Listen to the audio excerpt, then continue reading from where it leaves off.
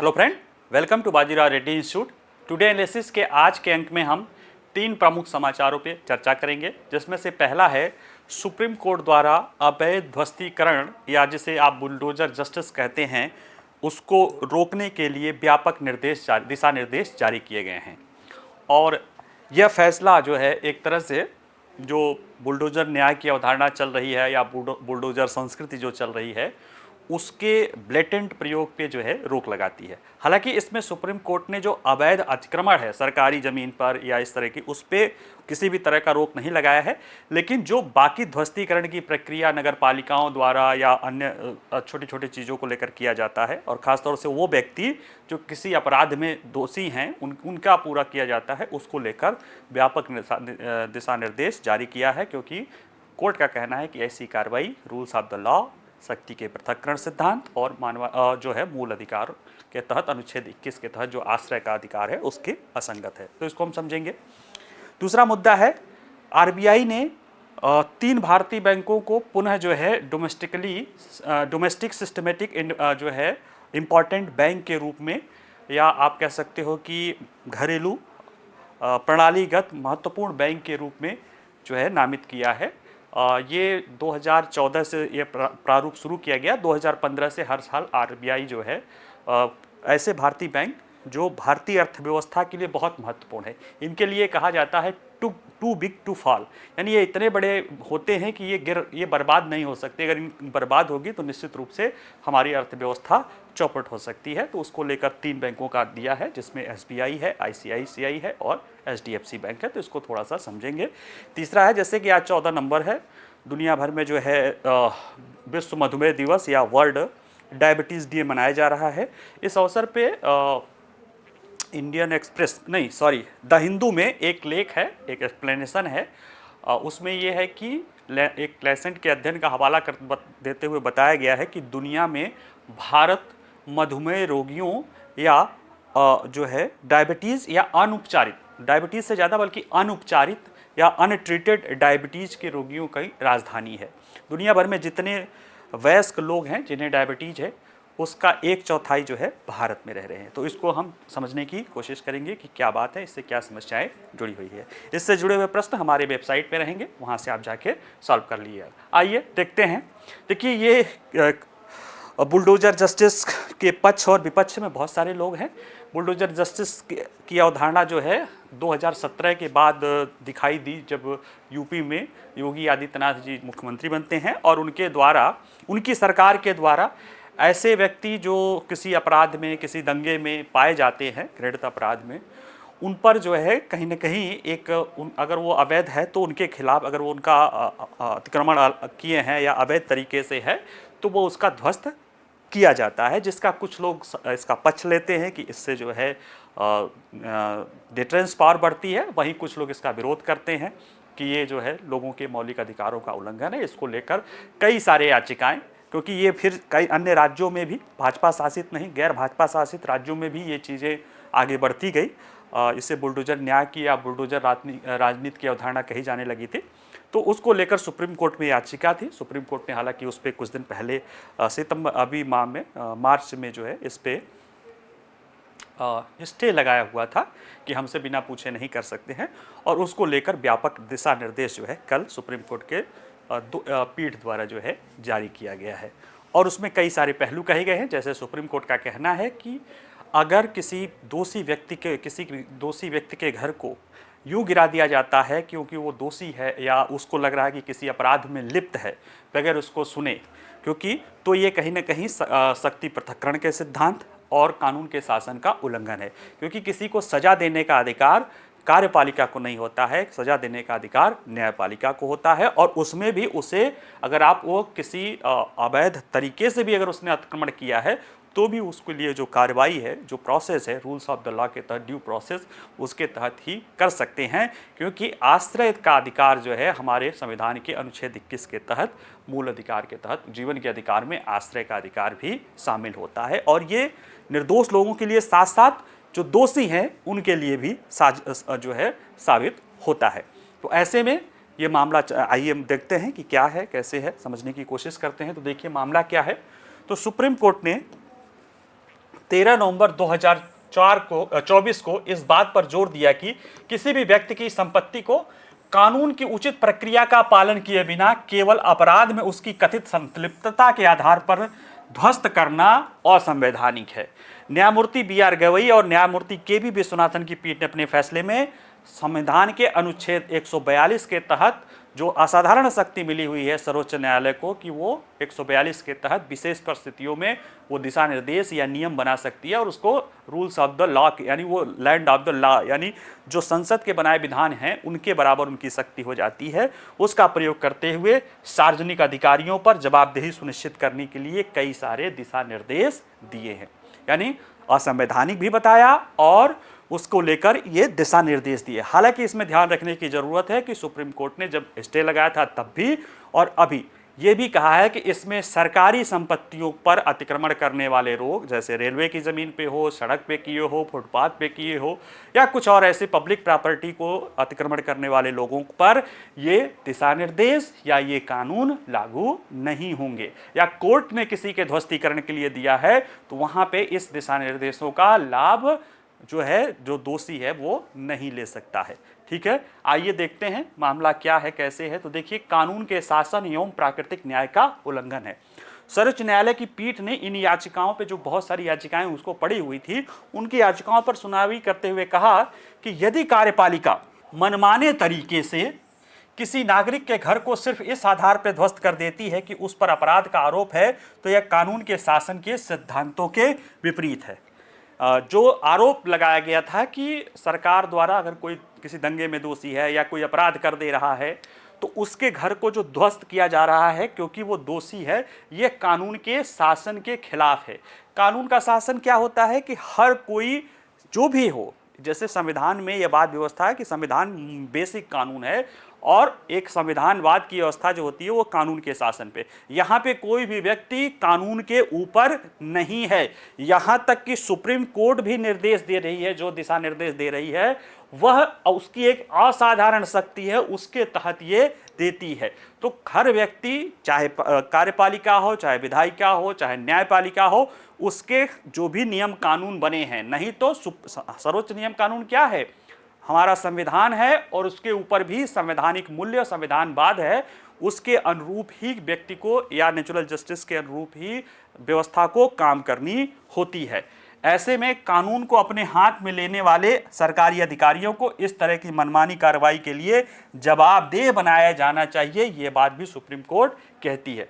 आगे इसी में कानून के शासन और प्रकृति के न्याय में कह रहे हैं कि जब प्रशासनिक अधिकारी प्रकृति के न्याय के बुनियादी सिद्धांतों का पालन करने में विफल रहते हैं और उचित प्रक्रिया का सिद्धांत के पालन बिना काम करते हैं तो बुलडोजर द्वारा इमारत को ध्वस्त करने का भयावह दृश्य उस अराजक स्थिति को बताती है जिसमें सत्य ही सही यानी माइट इज राइट, जिसके पास सत्ता है वही सही है, उस स्थिति तक ले जाते हैं। इसमें कुछ बातें कही गई जैसे प्राकृतिक न्याय, कुछ सिद्धांत होते हैं जिसे कहा जाता है वो प्रकृति से वो न्यायपूर्ण है। न्याय जैसे उसमें एक सिद्धांत ये भी है कि अगर आप किसी भी व्यक्ति को सजा दे रहे हैं तो सजा के पहले उसको सुनवाई का हक तो मिलना चाहिए। आप किसी पर आरोप लगा रहे हैं, किसी को कर रहे हैं, उसको प्रॉपर समय देना पड़ेगा सुनने के लिए कि उसकी जो बात है वो अपनी बात रख सके। ये बेसिक है, ये किसी भी आप कह सकते हो कि ये नेचुरल राय से बोला जाता है कि ये इसके लिए इवन दैट प्रकृति की व्यवस्था के अनुसार ही है कि आप बगैर उसको सुनवाई सुने किसी को दंड नहीं दे सकते हैं।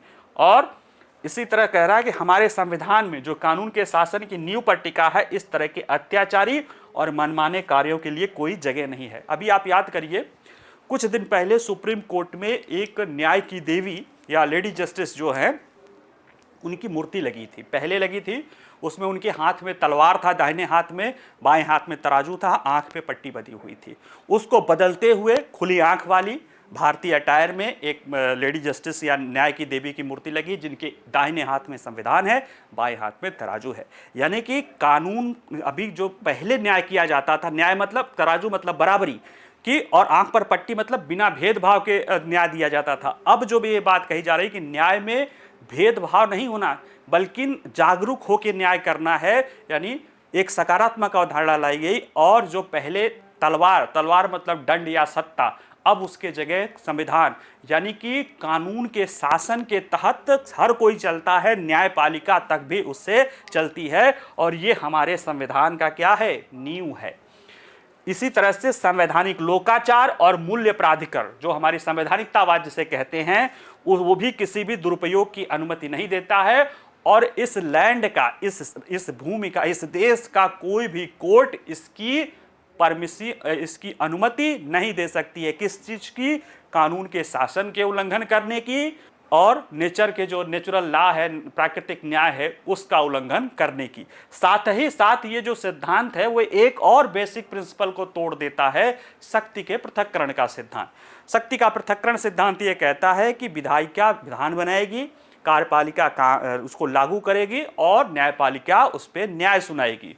ये क्यों किया गया, इसके पीछे वजह थी कि चेक और बैलेंस के तहत नियम हो। अदरवाइज अगर कोई बुरा विधायिका होगा, अगर एक ही व्यक्ति कानून भी बनाए, लागू भी करे और उसमें न्याय भी करे, तो बुरा आदमी बुरा कानून बना देगा, बुरी तरह से उसको लागू करेगा, और न्याय में भी उससे कुछ लाभ नहीं मिलेगा। ऐसे में 3 अलग अलग कार्य 3 अलग अलग संस्थाओं को दिए गए हैं, जिससे कि लोगों के अधिकारों को प्रोटेक्ट किया जा सके, और उनके जो मूल्य हैं, जो संविधान के मूल्य हैं या जो लोकतांत्रिक मूल्य हैं, उन्हें संरक्षित किया जा सके। तो शक्तिकरण सिद्धांत की तरह लोगों को दंड देने और उन्हें सजा देने का कार्य कार्यपालिका का नहीं है। और यहाँ पे वही कोर्ट कह रहा है कि कार्यपालिका न्यायाधीश नहीं बन सकती है कि बाय द वे कोई किसी पर कोई आरोप लगा हो और आप उसके घर गिरा दे। भाई आरोप लगा है, पहली बात तो उसका जो सजा है, हमारे यहाँ पे जो संविधान की व्यवस्था है कि जो सजा है उससे ज़्यादा सजा नहीं हो सकती, दोहरी सजा नहीं हो सकती है, वो सब तो ठीक है, लेकिन ये दोषी है या नहीं है इसका निर्णय करने का अधिकारी कार्यपालिका नहीं है। ये ब्रिटिश शासन की व्यवस्था में था, इसके निर्णय करने का अधिकार जुडिशरी को है, जो पर्याप्त रूप से स्वतंत्र व्यवस्था है भारत में। तो वही कह रहा है कि इस तरह से ध्वस्त करना शक्तियों के पृथक्करण सिद्धांत का भी उल्लंघन है। साथ ही में यह बात कही गई कि अनुच्छेद 21 के तहत आश्रय का अधिकार है। आश्रय का अधिकार यानी कि लोगों का छत यानी आवास आप कह सकते हो, और ऐसी व्यवस्था जिसमें आप दूसरे के घर को गिरा दे रहे हैं निर्दोष लोगों को। बाय द वे एक व्यक्ति दोषी है तो बाकी उनका क्या दोष है। यहां तक कि कोर्ट का कहना है कि जो दोषी हैं उसके भी, पहले तो वो आरोपी है ना, वो दोषी नहीं है, अगर वो अभियुक्त हैं, दोषी है, तो उन्हें भी संवैधानिक प्रावधानों और आपराधिक कानूनों के तहत, नेचुरल जस्टिस आदि के तहत उनके भी अधिकार संविधान में संरक्षित हैं। इसलिए शक्ति पृथक्करण सिद्धांत, कानून के शासन और आर्टिकल 21 के उल्लंघन के कारण इस तरह की व्यवस्था को अपनाया महत्व नहीं। इस तरह की व्यवस्था को अपनाना कहीं न कहीं असंवैधानिक है और रूल्स ऑफ द लॉ का घोर उल्लंघन है, जिसे बर्दाश्त नहीं किया जा सकता, कोर्ट का कहना है। फिर कोर्ट जब बर्दाश्त नहीं करेगी तो वो क्या कहेगी, सर्वोच्च न्यायालय ने अनुच्छेद 142 के तहत व्यापक दिशा निर्देश दिया है। अनुच्छेद 142 एक संविधान का एक तरह से कह सकते हो कि असाधारण शक्तियां हैं, जो कहीं ना कहीं जो संविधान में शक्ति पृथक्करण की सिद्धांत है उससे थोड़ा डेविएट होता है। डेविएट इसलिए होता है कि ये एक तरह से देखा जाए कि असाधारण परिस्थितियों में सुप्रीम कोर्ट को ऐसे निर्देश, ऐसे निर्णय देने का अधिकार है जो कानून के बराबर हो जाए। कानून बनाने का काम तो विधायिका का है, लेकिन परिस्थितियां ऐसी रहती हैं कि सुप्रीम कोर्ट को कंप्लीट जस्टिस करने के लिए, ऐसा करने के लिए आवश्यक हो जाता है, क्योंकि सुप्रीम कोर्ट से ऊपर कोई कोर्ट नहीं है और न्याय पूर्ण रूप से मिलना चाहिए। उसके लिए सुप्रीम कोर्ट को अगर कोई कानून नहीं है तो भी उस तरह के एक विशेष परिस्थिति में दिशा निर्देश देने का पावर है। उसी का प्रयोग करते हुए सर्वोच्च न्यायालय कह रहा है कि स्थानीय कानूनों के उल्लंघन के कारण ध्वस्त किए जाने वाले मकान के संबंधी मुद्दों पर जब हम विचार करते हैं तो हम देखते हैं कि नगरपालिका कानूनों में भी कानून के शासन का सिद्धांतों पर विचार करने की आवश्यकता है। कई सारे, जैसे कोई नक्शा नहीं पास किया उसके लिए आप पूरा घर गिरा दे रहे हो, तो उन सारी चीजों में कि वो भी कहीं ना कहीं वो नगरपालिका के जो कानून है वो भी कानून के शासन के अनुरूप नहीं है, उन्हें भी ध्यान में रखना पड़ेगा। और साथ में कार्यपालिका द्वारा पारदर्शी तरीके से कार्य करने के लिए, ताकि मनमानी की बुराई से बचा जा सके, कुछ बाध्यकारी निर्देश होने चाहिए और अधिकारी अगर मनमानी करे तो उनके खिलाफ कार्रवाई की जा सके। अब इस तरह से कोई विधान तो है नहीं, तो सुप्रीम कोर्ट की इस पीठ ने संविधान के अनुच्छेद 142 के तहत अपनी असाधारण शक्ति का प्रयोग करते हुए संपत्तियों को ध्वस्त करने के पहले अनुपालन करने वाले कुछ सिद्धांत बताए। कौन कौन से सिद्धांत बताए कि बताए, और साथ ही में अदालत ने कहा कि यह निर्देश किसी सार्वजनिक स्थान जैसे सड़क, गली, फुटपाथ, रेलवे लाइन से सटे किसी नदी, जल निकाय पर कोई अनधिकृत अनऑथराइज्ड कंस्ट्रक्शन के लिए लागू नहीं होंगे। उन मामलों में भी लागू नहीं होंगे जहां पे किसी कोर्ट ने ध्वस्तीकरण का आदेश दिया हो। तो ये जो दिशा निर्देश हैं ये अनऑथराइज्ड जो है ऑक्यूपेशन पे, यानी जो पब्लिक प्रॉपर्टी है या किसी कोर्ट के निर्देश के लिए अगर ध्वस्तीकरण का दिया गया है तो उसके अतिरिक्त अन्य मामलों में अगर आप ध्वस्त कर रहे हैं, जैसे नगर पालिका का कानून है या कोई और है, नक्शा वक्शा आदि, तो वहां पे इसे जो है इसको पालन करना पड़ेगा। क्या निर्देश है इसमें? यह है जैसे घर का जो मालिक है, जिसके घर है, अगर आप उसको बेदखल करने का आदेश दे रहे हैं तो उसको चुनौती देने के लिए उसको समय मिलना चाहिए। तो 15 दिवसीय नोटिस देना पड़ेगा और उसमें नोटिस में ये बताना पड़ेगा कि उसका ध्वस्तीकरण किन कारणों से किया जाएगा और उसको कार्रवाई करने के लिए चुनौती भी देने के लिए, यानी कि वो उसके विकल्प है कि उसमें आगे ऊपर न्याय प्राप्त कर सके, इसके लिए व्यवस्था है। और ये कार्रवाई पंजीकृत डाक से मालिक को मिलना चाहिए। और साथ ही में अगर संबंधित जो प्राधिकारी है जिसको इसको विध्वंस करना है, वो विध्वंस करने के पहले एक सर्वेक्षण कराएगा और 2 गवाहों का हस्ताक्षर कराएगा। इसके बाद विध्वंस हो जाता है तो उसको वीडियोग्राफी कराई जाएगी। इसके बाद विस्तृत ध्वस्तीकरण रिपोर्ट तैयार किया जाएगा जिसमें जो पुलिस अधिकारी हैं और बाकी कर्मी हैं उनके नाम निर्दिष्ट किए जाएंगे और ये रिपोर्ट किसको? नगर आयुक्त को भेजा जाएगा या जो म्युनिसिपल कमिश्नर वहाँ का होगा या टाउन एरिया जो भी उसको देख रहा होगा उसको भेजा जाएगा और फिर उसे ये ऑनलाइन पोस्ट करेगा अगर किसी को इसका विरोध करना हो। और अगर जो भी व्यक्ति इन निर्देशों को नहीं पालन करेगा तो ये एक तो कानून तोड़ रहा है, सुप्रीम कोर्ट की अवमानना कर रहा है तो वो अलग, और उसके लिए जो मुआवजा दिया जाएगा वो सरकार से नहीं मांगेगा, वो उस अधिकारी के व्यक्तिगत रूप से जिम्मेदार होगा। और ऐसे में जो ध्वस्तीकरण अधिकारी है, सुप्रीम कोर्ट ने उसे लायबल बनाया है कि वो इन दिशा निर्देशों का पालन करे। लेकिन ये किस मामले में है? ये ऐसे मामले में है जो टाउन एरिया या नगर पालिका वाला पहलू है। अगर किसी ने किसी पब्लिक प्रॉपर्टी पे, सड़क पे, रेलवे पे, नदी आदि में अनऑथराइज्ड कब्जा किया है, पब्लिक प्रॉपर्टी पे तो अनऑथराइज ही है, और अगर किसी कोर्ट ने निर्देश दिया ध्वस्तीकरण का तो उस मामलों में इस निर्देश आदि की पालन करने की आवश्यकता नहीं है। तो एक तरह से देखा जाए तो अभी भी सरकार के पास, प्रशासनिक अधिकारियों के पास काफ़ी अधिकार है, क्योंकि भारत में अनऑथराइज चीज़ें तो काफ़ी मात्रा में देखी जाती है, क्योंकि हमारा समाज जो है एक तरह से, एक विकासशील देशों में ये व्यवस्था रहती है कि वहाँ पे कई सारे जो नियम कानून होते हैं ना, उसमें औपचारिकता आ जाती है। अगर पब्लिक एडमिनिस्ट्रेशन के आप लोग विद्यार्थी होंगे तो आप जान जाएंगे एरिक्स का जो औपचारिकता वाली विचारधारा है वो थोड़ी बहुत पाई जाती है। तो उसके कारण अभी भी पुलिस अधिकारियों को, जो प्रशासनिक अधिकारी हैं, उनको जो गवर्नमेंट प्रॉपर्टी वाले अतिक्रमण है उनको लेकर काफ़ी अधिकार मिले हुए हैं। बुलडोजर न्याय, देखिए बुलडोजर न्याय जिसे बुलडोजर राजनीतिक रूप में कहा जाता है, कथित अपराधियों को सांप्रदायिक हिंसा, दंगा या किसी आरोप पर हो, ऐसे में उनके अपराधियों को घरों को ध्वस्त करने का अधिकार देता है। इसमें देखिए जो सकारात्मक पहलू वाले होंगे उनका यह है कि इसके जरिए डिटरेंस मिलता है। न्याय का सिद्धांत, लोगों को दंड देना, अन्य लोगों को अपराध करने से रोकना और खुद सुधार लाना। तो इसमें जो अन्य लोगों को अपराध करने से रोकना भी एक होता है, उसमें ये बहुत, जिसे डिटरेंस पावर कहते हैं, इसमें काफ़ी ज़्यादा होता है, इसलिए कुछ लोग इसका सहयोग करते हैं। लेकिन यह रूल्स ऑफ द लॉ, शक्ति पृथक्करण के सिद्धांत आदि और मौलिक अधिकारों का उल्लंघन है। ऐसे में इसे अवैध जो है बुलडोजर एक्शन को लेकर जो है इस पे कोर्ट ने सख्त रुख अपनाया है। आइए अगला देखते हैं। घरेलू प्रणालीगत रूप से इंपॉर्टेंट बैंक या systematically important domestic systematically important bank, DSIB, या एक्चुअल में SIB होता है, सिस्टमेटिकली इंपॉर्टेंट बैंक। घरेलू स्तर पर डोमेस्टिक हो जाता है, वैश्विक स्तर पर ग्लोबल हो जाता है। ये बैंक कैसे होते हैं? इन्हें कहा जाता है TBTF, too big to fall.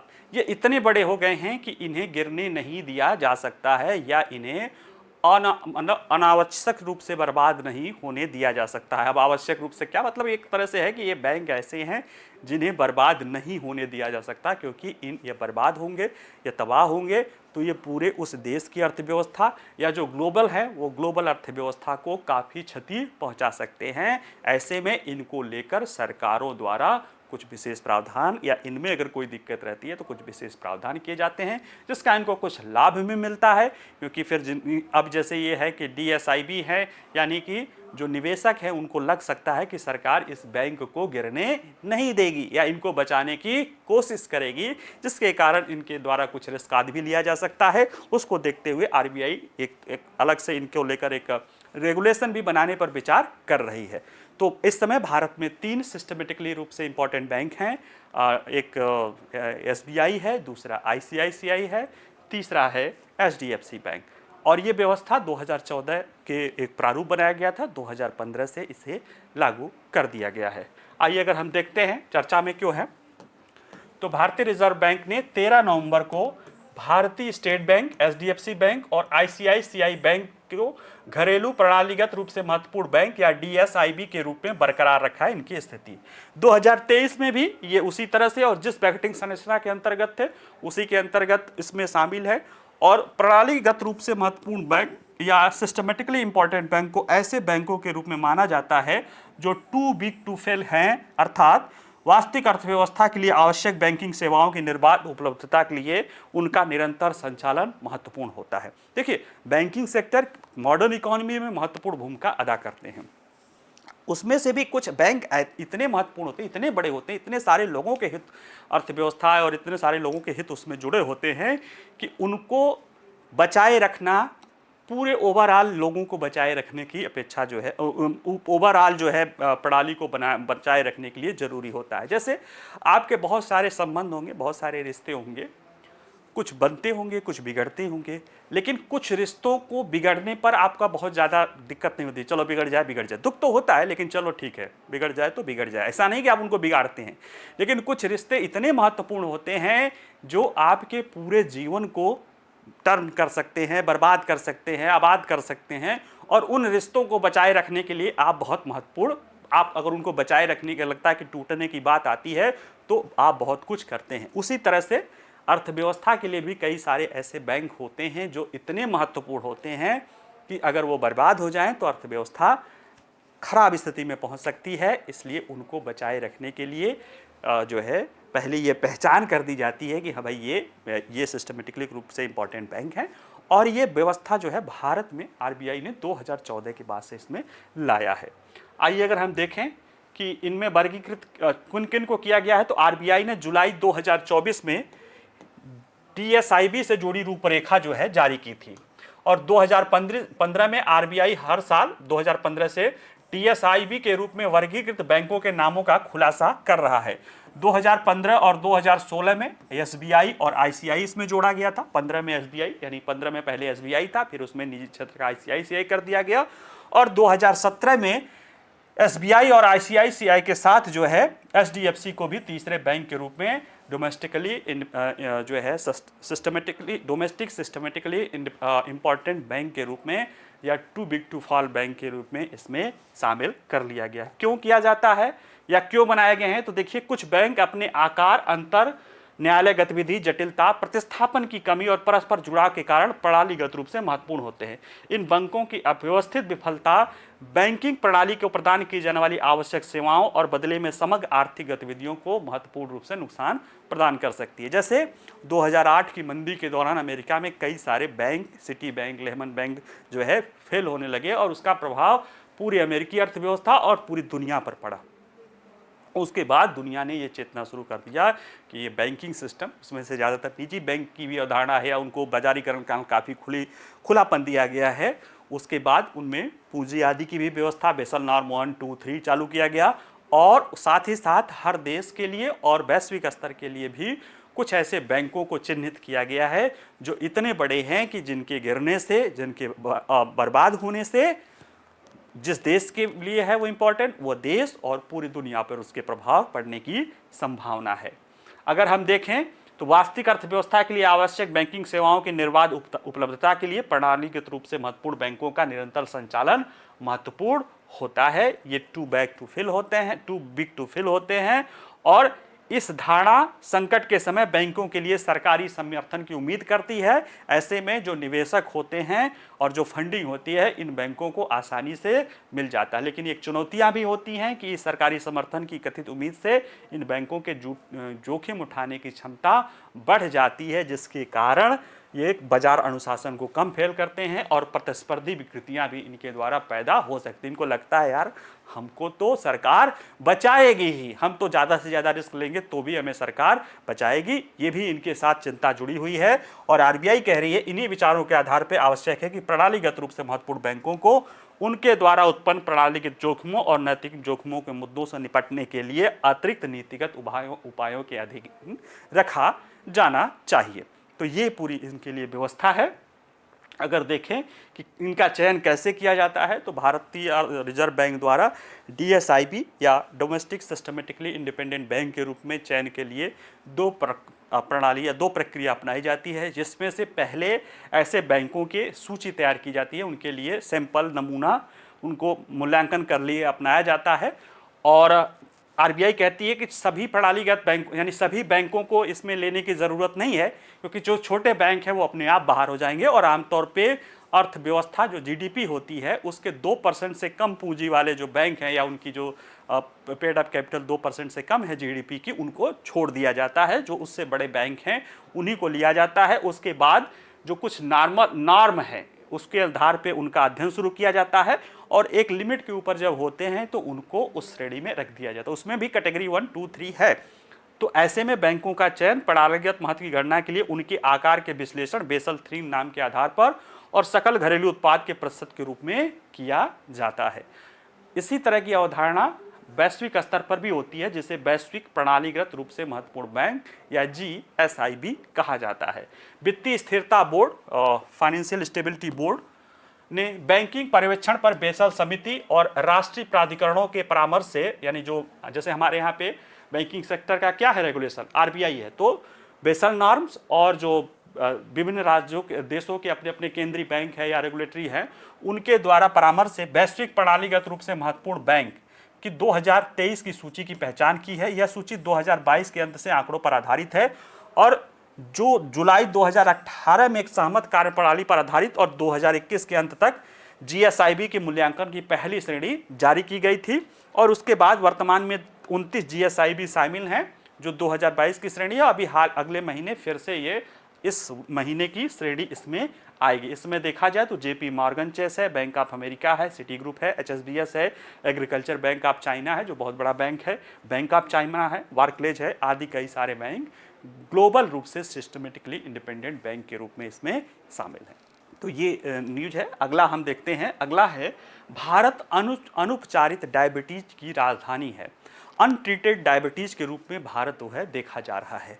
उसके पीछे जो कई सारे कारण बताए गए हैं, जैसे यहाँ पे लोगों को जागरूकता का अभाव है, ट्रेसेबल नहीं है, लोगों की अगर देखा जाए तो महिलाएं और पुरुष दोनों में इनकी संख्या बढ़ रही है। और जो ये रिपोर्ट आई है, लांसेट का अध्ययन है, इसमें ये बताया गया है कि विकसित देशों में जो है डायबिटीज़ की संख्या एक स्थिर बनी हुई, जबकि विकासशील देशों में, गरीब देशों में ये तेज़ी से बढ़ रहा है। और दुनिया भर में अगर देखा जाए तो अनट्रीटेड डायबिटीज़ के 84 करोड़ मामले हैं, जिसमें से लगभग 21-22 करोड़ मामले भारत में ही हैं।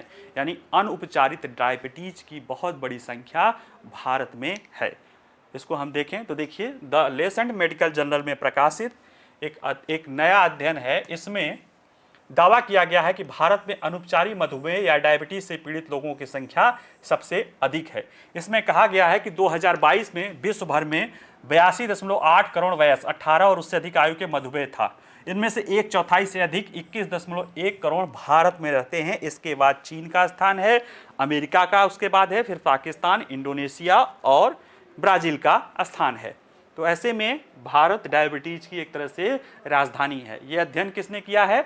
NCD risk factor collaboration, non communicable disease risk factor collaboration नाम एक संस्था है जो स्वास्थ्य वैज्ञानिकों और WHO के सहयोग से 200 देशों में इन कम्युनिकेबल डिजीज के कारकों और उस समय पर डेटा को ये अध्ययन करती है। इस रिपोर्ट में विश्व को लेकर ये कहा गया है कि वैश्विक मधुमेह दर 1990 से 2022 के बीच में पुरुषों में जो है 90 में 6.8% था, उससे बढ़ के 14.3%, और महिलाओं में 6.9 से बढ़ के 13.9, यानी लगभग दुगना हो गया है वैश्विक स्तर पे, जिसमें निम्न और मध्यम आय वाले देशों में सबसे अधिक वृद्धि हुई है। कुछ उच्च आय वाले देशों में पिछले 3 दशकों में मधुमेह की दर में कोई बदलाव या मामूली कमी भी नहीं देखी गई है, यानी कि जो वृद्धि हुई है वो निम्न और उच्च मध्यम आय वाले देशों में दिखी गई है, और महिलाओं पुरुषों दोनों में पिछले 3 दशकों में 30 सालों में ये संख्या दूनी हो गई है। अगर हम भारत के संदर्भ में देखें तो भारत में भी वही आंकड़े दर्शाते हैं कि भारत में महिलाओं और पुरुषों में मधुमेह की दर लगभग दुगनी हो गई है। देखिए आंकड़े बताते हैं कि 90 में 12% महिला, 21% पुरुष था, 22 में 24% महिला और 21% पुरुष को मधुमेह है। इसमें अनकवर जो है ट्रीटमेंट कवरेज की बात देखा जाए तो महिला की 22% था, पुरुष की 25% था, अब और 2022 में 28 और 29%, यानी कि कवरेज में बहुत ज़्यादा अंतर नहीं आया है, लेकिन डायबिटीज़ के लोगों की संख्या में काफ़ी वृद्धि आई है। तो देखिए भारत में महिलाओं और पुरुषों में मधुमेह की दर लगभग दुगनी हो गई है। 90 में लगभग 12% से बढ़ के 24% महिलाओं में हो गई है, पुरुषों में भी 11% से बढ़ के 21%, 22-21% हो गई है, यानी लगभग दूना हो गया है। और दोनों में लिंगों में उपचार कवरेज में केवल मामूली वृद्धि हुई है, यह महिलाओं में 21.6% से बढ़ के 27.8 और पुरुषों में 25.3 से बढ़कर 29.3, यानी 3-4% ही वृद्धि हुई है। यानी एक तरफ जहां 30 सालों में मधुमेह के रोगियों की संख्या दूनी हो जा रही है, वैश्विक स्तर पे है, चलो वो तो है ही है, भारतीय स्तर पे भी महिलाओं पुरुषों दोनों में दूनी हुई है, जबकि उनके ट्रीटमेंट में संख्या उतनी नहीं बढ़ी है, जिसके कारण अनट्रीटेड लोगों की सबसे बड़ी संख्या भारत में मधुमेह रोगियों की हो गई है। इसके पीछे जो कारण है, स्वास्थ्य सुविधाओं तक सीमित पहुंच है, सामाजिक आर्थिक बाधाएं हैं, सांस्कृतिक धारणाएं हैं और मधुमेह के बारे में जागरूकता की कमी है लोगों को। और इसका देखा जाए तो शुरुआती पहचान और निरंतर देखभाल से डॉक्टरों का कहना है कि इसको रोका जा सकता है। ऐसे में मधुमेह के बोझ को कम करने या डायबिटीज़ के बोझ को कम करने के लिए स्वास्थ्य साक्षरता में सुधार करने की ज़रूरत है। सभी भौगोलिक क्षेत्रों में समय पर समान देखभाल प्रदान करने की, सरकारी निकायों, स्वास्थ्य पेशेवरों और सामुदायिक संगठनों के बीच सहयोगात्मक रुख अपनाने की ज़रूरत है। क्योंकि जो डायबिटीज़ होती है ना, वैसे तो इसको बहुत कई लोगों को हल्के फुल्के माइनर शुरुआती डायबिटीज़ के आधार पे उनको पता नहीं चलता होगा, लेकिन ये एक रोग नॉन कम्युनिकेबल डिजीज़ तो है ही है, ये कई सारे भयानक रोगों की जननी भी है। ये हार्ट से लेके किडनी से लेके बहुत सारी चीज़ों को, आपके शरीर के अंगों को ये फेल कर सकती है। इसका डायरेक्ट प्रभाव आपके आँख में, रेटिना में और सुनने की क्षमता में भी प्रभाव पड़ता है। कई सारे ऐसे रिसर्च हैं कि सामान्य व्यक्ति के सुनने की क्षमता कम होने और डायबिटीज़ व्यक्ति के सुनने की क्षमता कम होने में दूना, यानी डायबिटीज़ व्यक्ति में दूना तेज़ी से सुनने की क्षमता कम होती है। तो ये आज क्यों पढ़ रहे हैं? क्योंकि आज 14 नवंबर है, आज विश्व डायबिटीज़ दिवस है, इसको लेकर द हिंदू में ये लेख था। ठीक है, चलिए आज के लिए इतना ही। इससे जुड़े हुए प्रश्न हमारी वेबसाइट पे मिलेंगे, वहाँ से आप जाके सॉल्व कर लीजिएगा। बाकी वीडियो पसंद आए तो लाइक करिए, शेयर करिए, और कोई प्रश्न हो तो पूछ सकते हैं कमेंट बॉक्स में। बाकी नमस्कार, धन्यवाद।